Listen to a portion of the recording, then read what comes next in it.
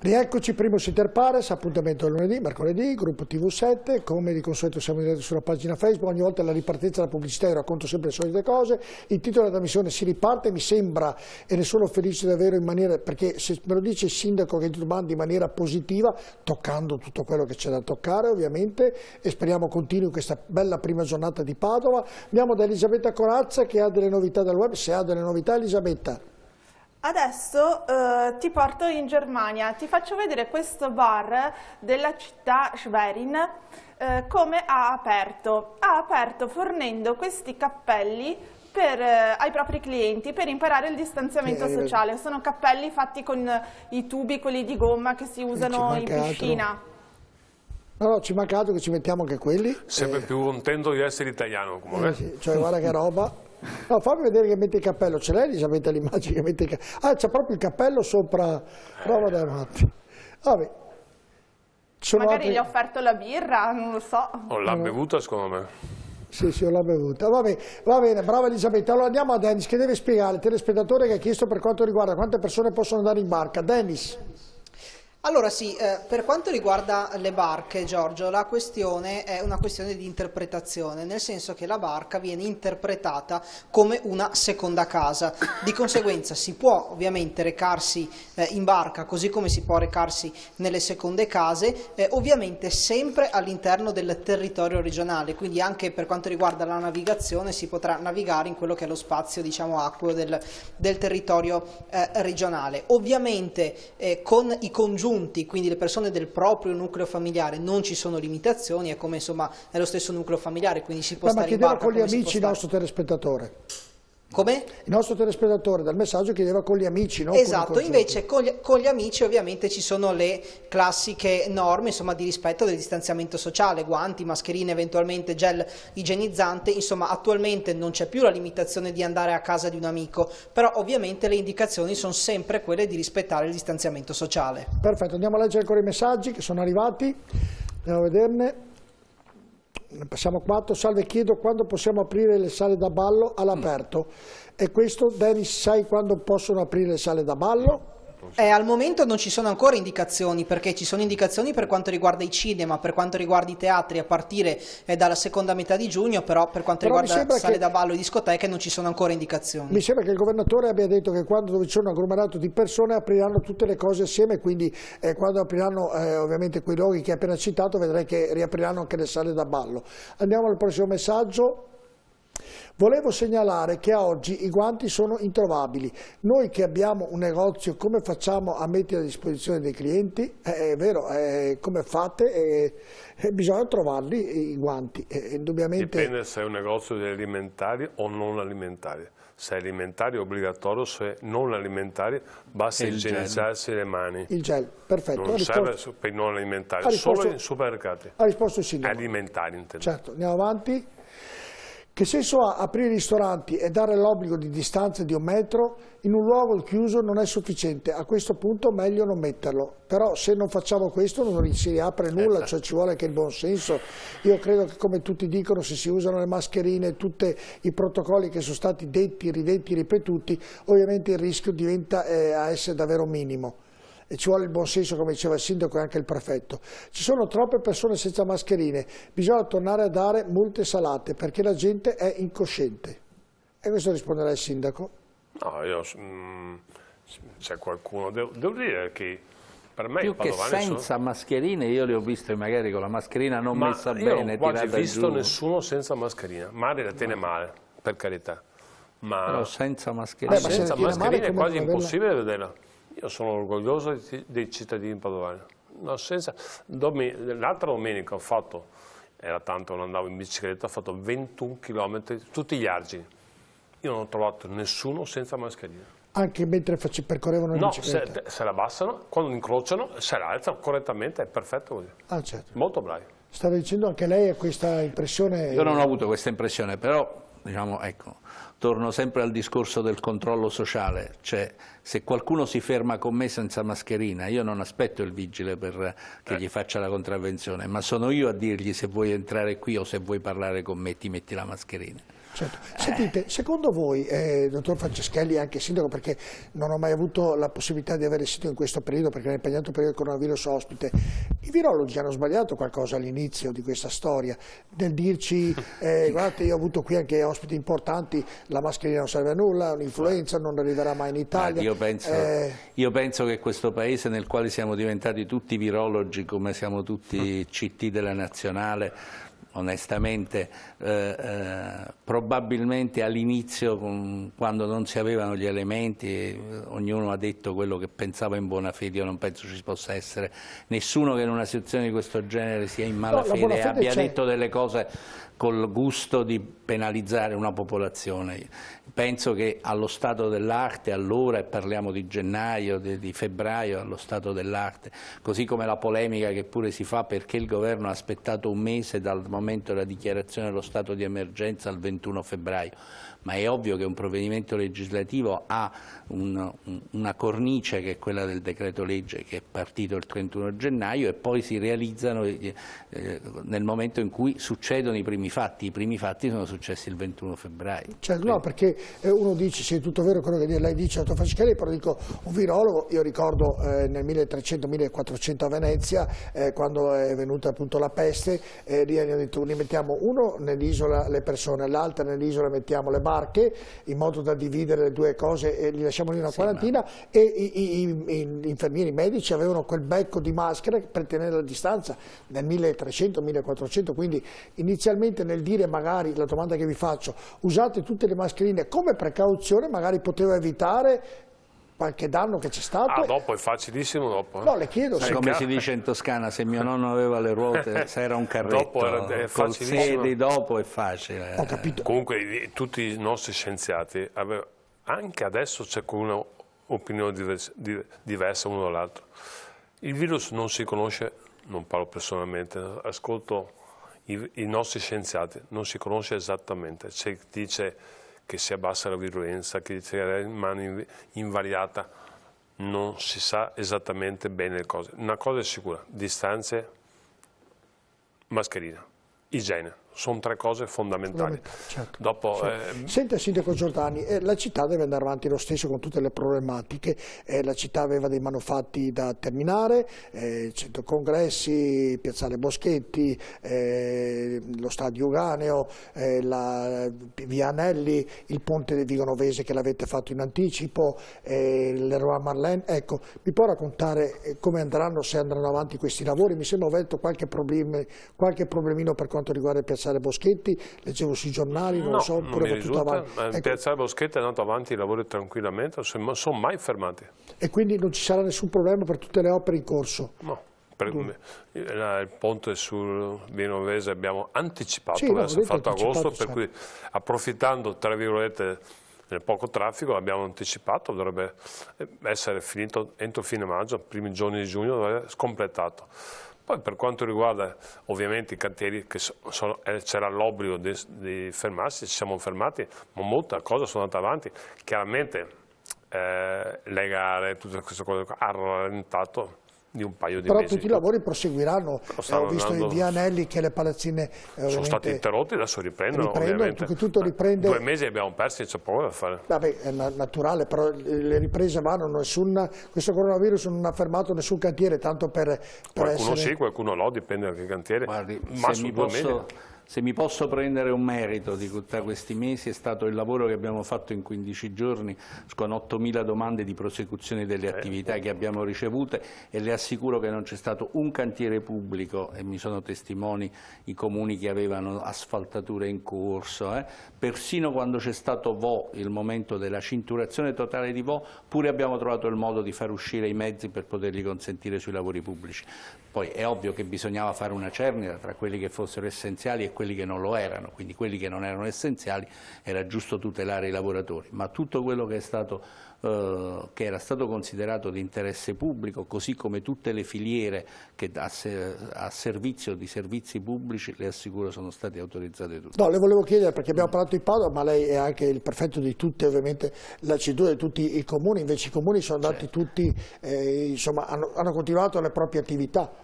le attività, quelle che avevano un senso o in una filiera di pubblici servizi, insomma di un pubblico servizio, o per una pubblica utilità. Le ripeto, ora ricordo il comune di Abano aveva la strada che era a metà e i mezzi sono usciti da Vo, anche nel momento della più stretta cinturazione della cittadina.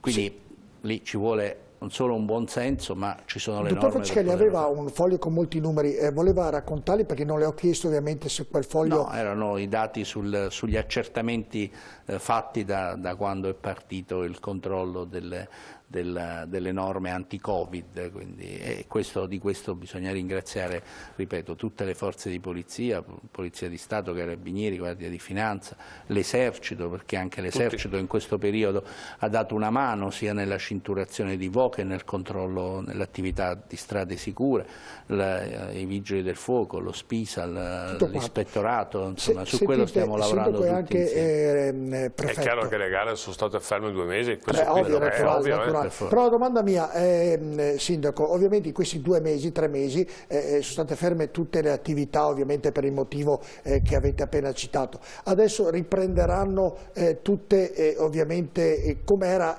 prima che succedesse, oppure cambierà qualcosa all'interno del progetto che veniva fatto per tutto quello che doveva essere fatto da prima a oggi? Perché sia in comune sia presumo in prefettura in questi 2 mesi e mezzo, 3 mesi, 88 giorni quelli che sono, avete altro che parlato del coronavirus. Il problema principale era il coronavirus, come uscirne, come venirne fuori, ecco. E avete tralasciato tutti gli altri impegni della città in un verso o nell'altro, oppure siete riusciti a viverli nella stessa maniera che li vivevate prima? L'amministrazione comunale ha sempre funzionato, smart working, ma non è impossibile fermarla. Io penso che la pubblica amministrazione, e quando parlo di pubblica amministrazione ovviamente parlo di tutta, la pubblica amministrazione in questo periodo, in questo buco nero, ha fatto un grande salto di qualità, perché almeno per quella statale, ma vale anche penso per quella comunale, per gli uffici pubblici, quello che in tanti anni non si era riuscito a fare in termini di lavoro agile, lavoro a distanza, in queste poche settimane si è riuscito a fare questo salto qualitativo. Quindi gli uffici, anche se con poca gente presente sul posto, e questo è stato, le assicuro, un grosso sacrificio, perché gestire un'emergenza con meno persone ovviamente significa turni, come dire, più pressanti. Però le assicuro che nonostante questo il nostro lavoro amministrativo è andato avanti. In più c'è stata una serie di normative sulle quali insomma, forse anche il pubblico non è informato, che comunque per legge hanno bloccato una serie di provvedimenti o hanno bloccato o hanno prorogato le scadenze. Quindi oggi non c'è nessuno che dice non posso lavorare perché rimango senza patente, perché la patente sono prorogate fino alla scadenza, vale per i documenti, vale per i permessi di soggiorno, vale per i mutui, tornando a chi faceva una domanda sulle banche sul rischio di veder vendute le case, vale per le procedure esecutive dei tribunali. C'è una sospensione per legge che è stata prevista dal primo decreto legge ed è stata anche prorogata con questo, che porterà fino alla fine del periodo di emergenza, quindi al momento fino a fine luglio, salvo proroghe, i termini per poter diciamo, rinnovare quelli che sono i documenti, le permessi, le associazioni. Diciamo, una delle cose positive di questo periodo è stato il digitale, si è incrementato in maniera notevole. Abbiamo capito come si può usare. No, io ho fatto fino all'altro giorno anche i consigli comunali, le giunte, qualsiasi riunione in videoconferenza. C'è anche aspetti positivi, se perde molto meno tempo. Sicuramente sì. Io preferisco trovare sempre le persone che sono più veloci le riunioni. Senta, Sindaco e dottor Franceschelli, devo chiudere e la domanda ve la faccio così. Ovviamente si parlava che questo virus cambierà la vita, cambierà tanto del nostro aspetto, parlo per quanto riguarda noi italiani. Secondo voi cambierà davvero l'Italia, i padovani, i veneti, il mondo questo virus? Se sì, in meglio, oppure fra 3 mesi ci dimenticheremo quando sarà passato tutto e tutto ritornerà come prima, tenendo presente che oggi l'ambiente è pulito, l'acqua è limpida, è meno sporca, ci vedono le stelle anche nelle città e quindi certi benefici li abbiamo visti. Ne terrà conto l'uomo di questo, secondo voi? Ma questo non lo so. E so che l'essere umano si adatta rapidamente a tutte le situazioni. A parte che penso che questo periodo ce lo ricorderemo tutti. Penso che è difficile dimenticare una cosa del genere. Non ho la sfera di cristallo. No, un suo pensiero, ovviamente nessuno ce l'ha, però un suo pensiero. Se Io penso che sotto l'aspetto della solidarietà, sotto l'aspetto dell'essere più comunità, miglioreremo. Non so fino a che punto. Obiettivamente... Non è che ci abbia insegnato qualcosa, Sindaco, questa storia? Qualcosa ci ha insegnato. Spero che rimanga in ognuno di noi. Non sarà facile perché ci adattiamo molto velocemente ai cambiamenti, si è visto anche questa volta. Mai avrei pensato che gli italiani fossero così rispettosi di quello che ci hanno imposto. Incredibile. Non siamo fatti per essere individualisti e basta. E invece siamo tenuti... Però sai che nel momento delle difficoltà il popolo italiano è vicino sempre. È incredibile. E i padovani, non perché siamo padovani, ma non si può pensare, Franceschelli, che cambierà dentro di noi meno egoismo, io non sono convinto, meno cattiveria, no, meno... Non sono convinto che cambierà il nostro modo di vivere, perché ormai siamo troppo abituati ad avere la macchina sotto il sedere, le nostre comodità, e quindi forse un ritorno a cose più antiche non lo vedo possibile. Probabilmente cambierà, perché chi ha avuto in queste settimane, come tutti noi, il tempo di rimanere un attimo a pensare con se stesso, e volendo ne abbiamo avuto molto di tempo, probabilmente si è reso conto che anche delle cose banali come una pacca sulla spalla o un abbraccio ad un amico hanno un valore, e che quindi forse quello rimarrà come un qualcosa la cui mancanza è pesato molto, e quindi forse acquisterà più valore certe cose che ci sembravano banali.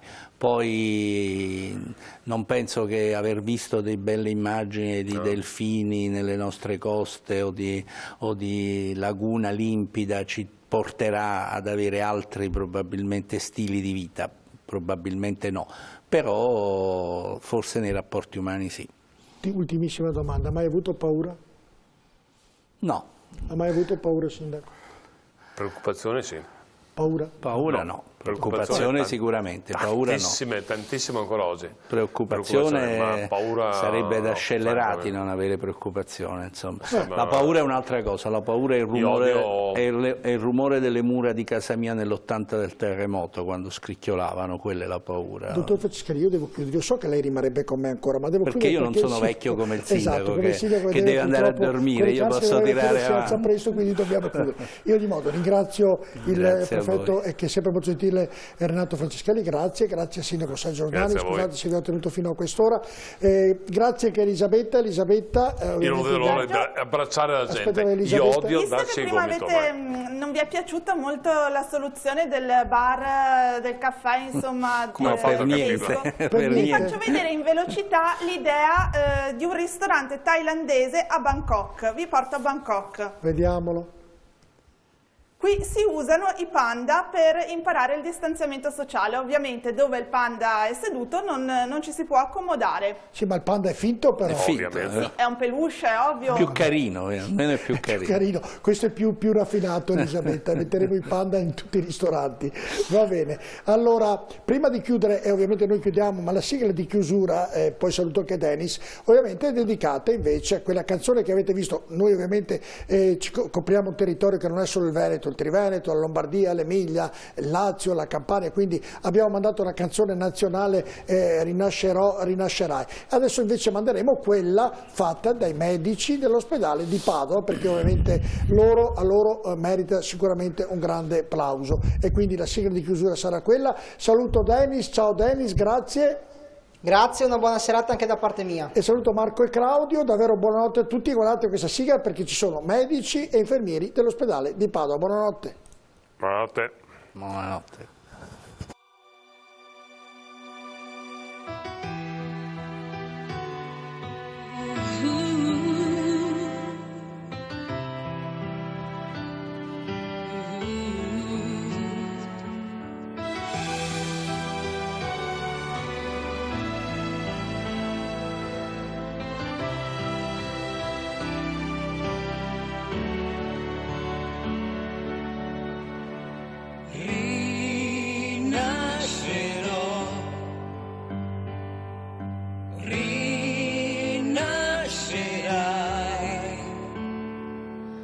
quando tutto sarà finito,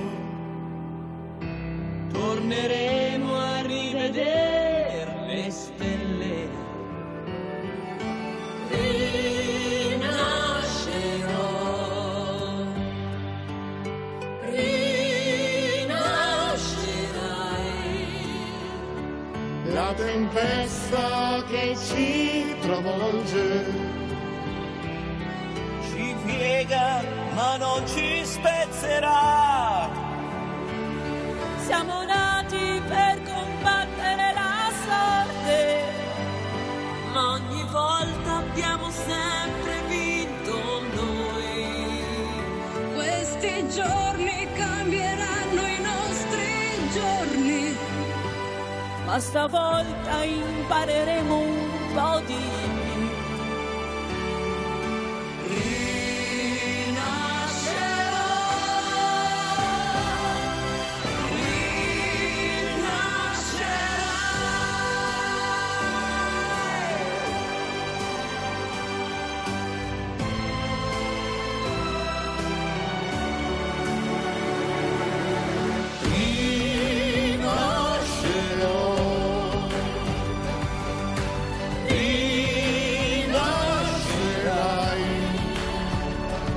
Abbracciati da cieli grandi, torneremo a fidarci di Dio.